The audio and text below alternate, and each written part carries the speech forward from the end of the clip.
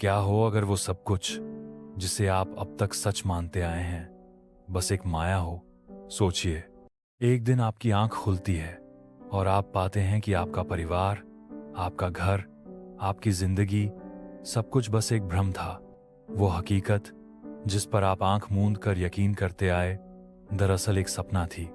और शायद यही एहसास हमें भीतर की शांति पाने में मदद करता है, क्योंकि जब आप जान जाते हैं कि ये दुनिया, ये रिश्ते, ये दुख सुख सब क्षणिक हैं, माया हैं, तब आप बंधनों से मुक्त हो जाते हैं।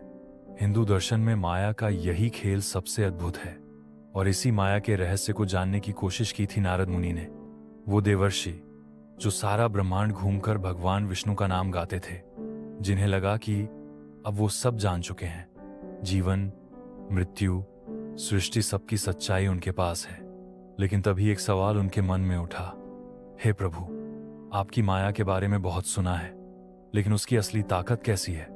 मैं तो अब ज्ञान में पारंगत हो चुका हूं, भला माया मुझे कैसे बहका सकती है? भगवान विष्णु मुस्कुराए, नारद, तुम भी जान जाओगे, चलो मेरे साथ। और फिर कहानी शुरू होती है। वो दोनों एक विशाल तपती रेगिस्तान में पहुंचे। सूरज की तपिश, गर्म रेत, प्यास से सूखता गला। तभी विष्णु बोले, नारद, मुझे भी प्यास लगी है, उस दूर गांव से मेरे लिए पानी ले आओ। नारद मुनि चल पड़े।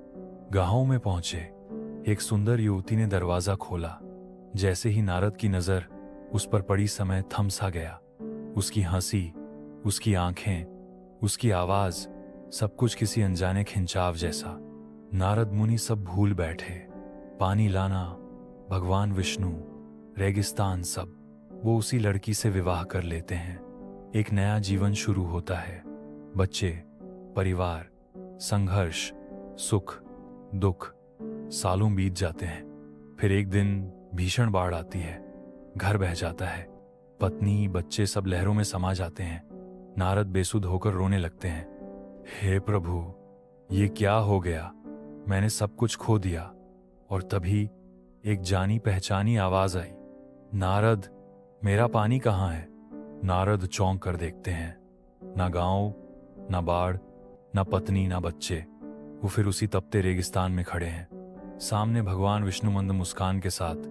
नारद की आंखों में आंसू। प्रभु, मैंने तो पूरी जिंदगी जी ली थी। विष्णु बोले, नारद, यही है माया का खेल। पल भर में जन्म, जीवन, मरण, सुख, दुख, मोह, बंधन।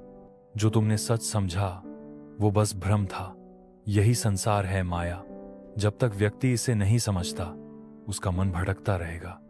वास्तविक शांति तभी मिलेगी जब तुम इस माया के पार जाकर उस शाश्वत सत्य को देखोगे। ये कथा हमें एक कठोर सच्चाई सिखाती है कि हम भी नारद की तरह माया में उलझे हैं। कभी दौलत, कभी रिश्ते, कभी मान सम्मान, और फिर शिकायत करते हैं, दुख क्यों है, शांति क्यों नहीं? पर जब तक हम इस खेल को पहचानेंगे नहीं, जागेंगे नहीं, शांति कैसे मिलेगी? संसार एक माया भ्रम है। इस कहानी का सबसे बड़ा संदेश यही है कि जो कुछ भी हम अपनी इंद्रियों से अनुभव कर रहे हैं वो स्थायी नहीं है। सुख, दुख, प्रेम, वियोग, सफलता, असफलता, सब क्षणिक हैं। जो आज है वो कल नहीं रहेगा। यही संसार की प्रकृति है। जैसे नारद मुनि ने कुछ पलों में पूरी जिंदगी जी ली और वो एक माया निकली, वैसे ही हम भी दिन रात माया में उलझे रहते हैं, जिसे हम सच समझ बैठते हैं। अहंकार और ज्ञान का घमंड भी एक माया है। नारद मुनि को लगा कि वे अब माया के पार पहुंच चुके हैं। मैं ज्ञानी हूं, मुझे कोई भ्रम नहीं हो सकता। यही अहंकार ही सबसे बड़ा बंधन बन जाता है। कहानी ये सिखाती है कि जब तक मैं और मेरा का भाव रहेगा, माया आपको घेरे रखेगी। अहंकार टूटे बिना सच्चा ज्ञान संभव नहीं। हर अनुभव क्षणिक है। नारद मुनि ने जीवन में प्रेम, विवाह, परिवार, दुख, सुख, सब कुछ महसूस किया, लेकिन सब कुछ एक झटके में खत्म। ये दर्शाता है कि हम जिन चीजों को पकड़ कर रखते हैं, उन पर आसक्ति, अटैचमेंट रखते हैं, वो अनित्य, इम्परमानेंट हैं। सच्चा सुख, शांति और स्थायित्व सिर्फ आत्मा में है, जो न कभी जन्म लेती है न मरती है। जागरण, अवेकनिंग ही मुक्ति है। जब नारद माया से बाहर आए तब उन्हें सच्चा ज्ञान हुआ। वैसे ही जब हम इस जीवन की माया को पहचान लेते हैं तभी भीतर शांति और सच्ची आज़ादी मिलती है। जागने का मतलब ये नहीं कि संसार छोड़ दें, बल्कि संसार में रहते हुए उसके खेल को समझें। फिर न सुख हमें बहकाएगा, न दुख हमें तोड़ेगा। स्वयं को जानो, नो दाई सेल्फ। कहानी अंत में हमसे सवाल पूछती है, आप कौन हैं? ये माया, ये शरीर, ये पहचान, या उससे भी परे कोई शाश्वत सत्ता?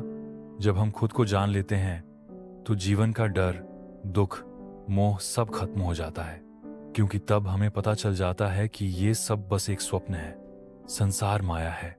सुख, दुख, रिश्ते, धन, मान सब क्षणिक हैं। जब तक व्यक्ति माया के खेल को नहीं समझता तब तक वह सच्चे सुख और शांति को नहीं पा सकता। आत्म ज्ञान और जागरण ही मुक्ति है। तो अब सवाल यह है, आप किस माया में फंसे हुए हैं? दहा क्या चीज आपको आपके असली स्वरूप से दूर कर रही है? आज कुछ पल खुद के लिए निकालिए, आंखें बंद कीजिए, अपने भीतर झांकिए, क्योंकि सच्चा सुख, सच्चा सत्य बाहर नहीं, आपके भीतर है। तो क्या आप तैयार हैं इस माया के पर्दे के पार उस सत्य को देखने के लिए? अगर ये कहानी आपके दिल को छू गई हो तो एक बार सोचिए, आपकी जिंदगी की कौन सी माया आपको भटका रही है?